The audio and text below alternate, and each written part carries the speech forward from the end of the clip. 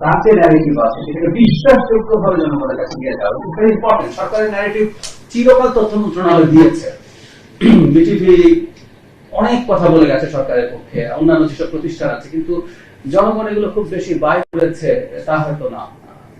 সুতরাং আমরা যেটা আসলে চাইবো ভবিষ্যতে সেটা হচ্ছে একটা ক্রিয়েটিভ ওয়েতে সেই বার্তাগুলো মানুষের কাছে নেওয়া, যেন সে এটাতে এনগেজ হয়। একই সাথে এখন তো তথ্য সন্ত্রাসের কথা আমরা বলি,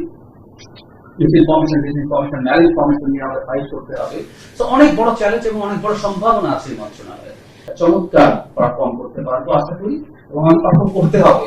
মাননীয় প্রধানমন্ত্রী প্রত্যেকটা মন্ত্রণালয়ের পারফরমেন্স যেভাবে ইভ্যালুয়েট করছেন, which is very significant. আমি যেহেতু ওই ইভ্যালুয়েশনের যে একটা কমিটি আছে, আমি উপদেষ্টা হিসেবে সেই কমিটিতে আছি, সুতরাং ওই প্রসেসটা আমি জানি, এবং মাননীয় প্রধানমন্ত্রীর সাথে আমরা বৈঠক করেছি, উনি কতটা সিরিয়াস আমরা বুঝতে পারি।